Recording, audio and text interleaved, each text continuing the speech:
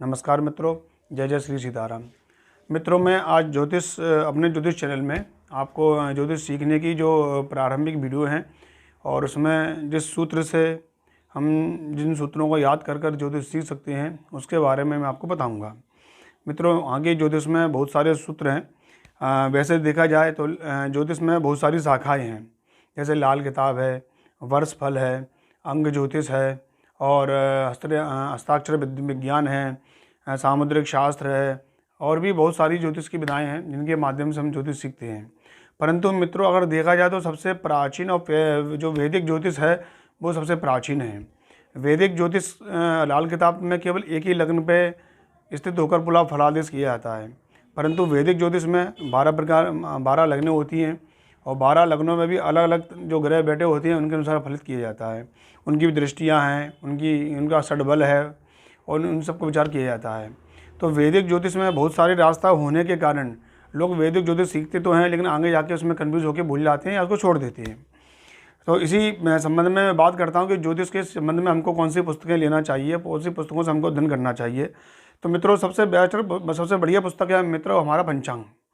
अगर आप कोई भी अच्छा जो आपका शहरी पंचांग है, अब उस पंचांग को आप अध्ययन करें तो आप आधे से ज़्यादा ज्योतिष उससे सीख सकते हैं। पंचांग हमको बहुत कुछ सिखाता है, पंचांग को पढ़ना परम आवश्यक है। तो अब मैं पंचांग को पढ़ना भी आपको बताऊंगा समय आने पर। पहले मैं बात करता हूँ ज्योतिष ग्रंथों के बारे में बात कर रहा था। तो पंचांग हमारा है ज्योतिष सर्व संग्रह है, मानसागरी है, जातक अलंकार है और जातक भरण है, सारावली है, फल दीपिका है, फलित मार्तंड है। ऐसी अनेक पुस्तकें आती हैं मार्केट में जो उपलब्ध हैं, उनसे हम ज्योतिष सीख सकते हैं। आपने 2 पुस्तकों का भी नाम सुना होगा कि रावण संहिता, भृगु संहिता। चूँकि भृगु संहिता असली ना होने के कारण उसमें सभी लेखकों ने, बहुत सारे प्रकाशकों की पुस्तक आती है भृगु संहिता के नाम से, तो हम मार्केट में सोचते हैं कि वो असली मिलती है। असली नहीं मिलती है मित्रों। पहली बात तो वो भृगु संहिता ओरिजिनल किसी के पास है ही नहीं है, केवल उससे धन कमाया जा रहा है उसको बेचकर मार्केट में। अब भृगु संहिता मित्रों पहली ज्योतिष ग्रंथ जो भी जितना भी लिखा गया है सब ऋषि मुनियों की देन है।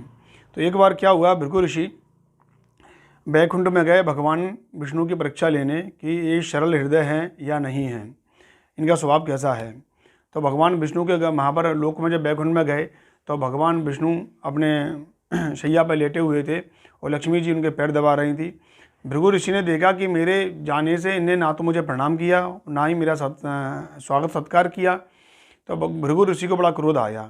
भृगु ऋषि ने जाते ही उनके छाती पर, वक्ष स्थल पर अपना दाहिने पैर से प्रहार कर दिया। तो भगवान विष्णु जो अपनी भजन अवस्था में या अपने सामान्य अवस्था में बैठे हुए थे और भगवान भृगु ऋषि से बोले कि हे प्रभु, आप यहाँ पर क्यों आए हैं?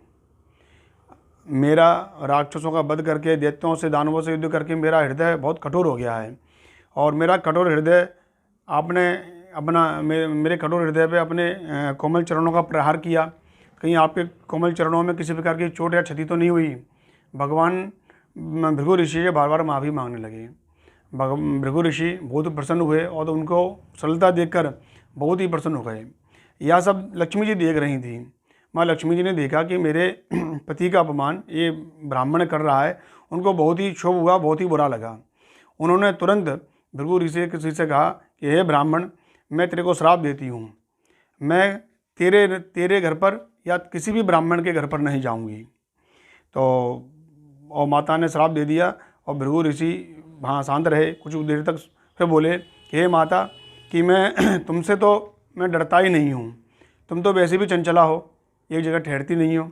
तो भृगु ऋषि ने कहा कि आप चंचला हो और हम तो त्रिलोकीनाथ, जिनका पूरा संसार पूजन करता है, जिनकी चरण सेवा आप भी कर रही हैं, उन्हीं के दर्शन के लिए मैं आया हूँ और उन्हीं की सेवा मैं करता हूँ। मैं इनकी सेवा करूँगा तो आप तो उनके पीछे पीछे आ ही जाऊँगी।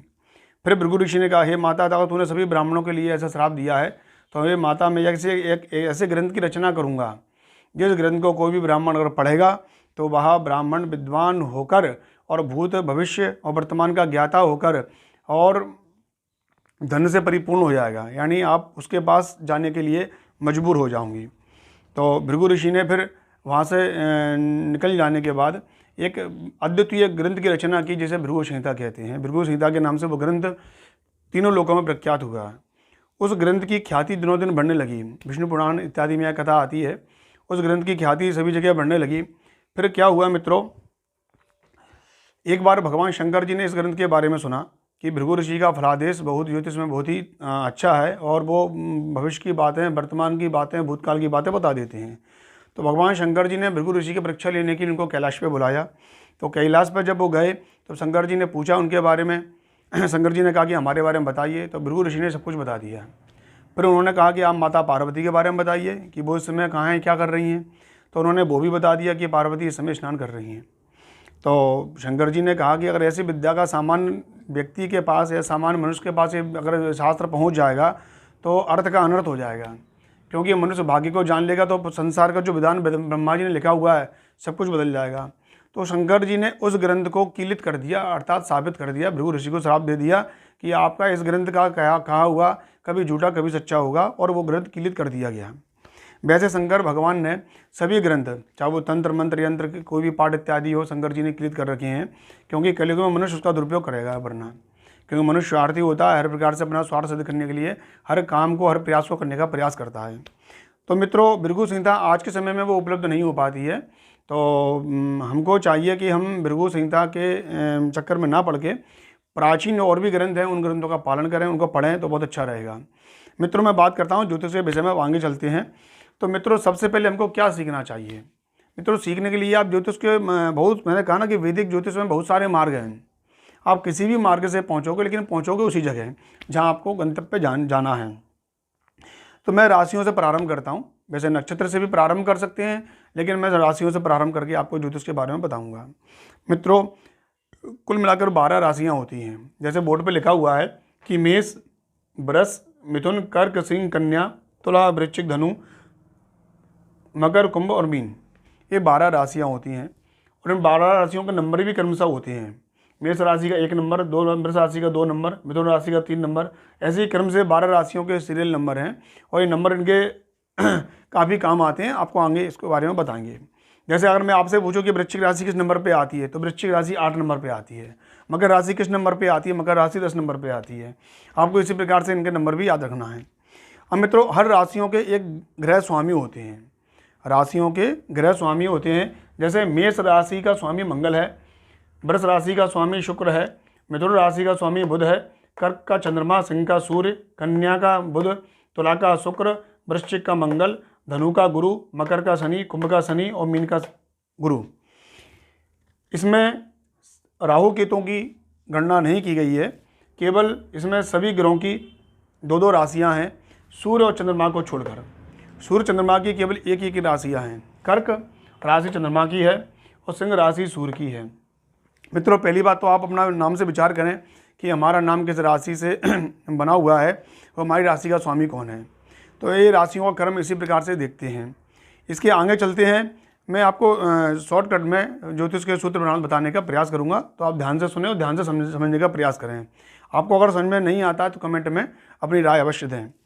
मित्रों, इन राशियों के स्वभाव भी होते हैं। 3 प्रकार के स्वभाव होते हैं, चर, स्थिर और द्विस्वभाव। अब इसमें चर, स्थिर, द्विस्वभाव जो राशियाँ होती हैं, तो चर, स्थिर, द्विस्वभाव, चर, स्थिर, द्विस्वभाव, चर, स्थिर, द्विस्वभाव, चर, स्थिर, द्विस्वभाव, ये क्रम है। इसको आप उंगलियों भी आराम से गिन सकते हैं। जैसे मैंने गिना तो मेष, वृष, मिथुन, तो चर, स्थिर, द्विस्वभाव।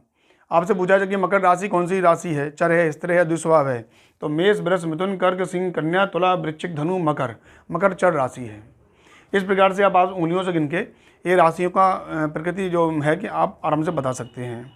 इन राशियों को चर, स्थिर, द्विस्वभाव की बड़ी विशेषता है। जैसे आपने मित्रों देखा होगा, मैं मुहूर्त प्रकरण में ले चलता हूँ थोड़ा सा आपको।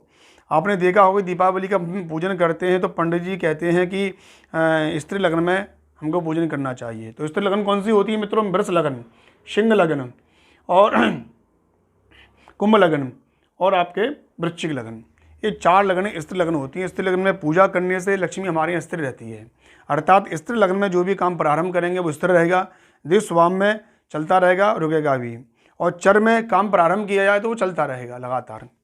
तो इस प्रकार से हमको जो चर वाले काम है वो चर में करना चाहिए, स्थिर वाले काम स्थिर में करना चाहिए, और द्विस्वभाव वाले जो काम है वो द्विस्वभाव लग्न में करना चाहिए। इस प्रकार मैंने आपको 3 चीज़ें आपको बताई हैं, इनको आप नोट करें।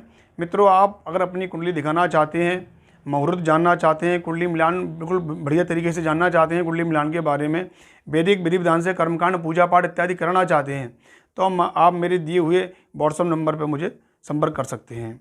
मित्रों, इसके आगे की वीडियो भी मैं आपको शीघ्रता से उपलब्ध कराऊंगा। आप मेरे चैनल से जुड़े रहें। नमस्कार मित्रों, जय जय श्री सीताराम।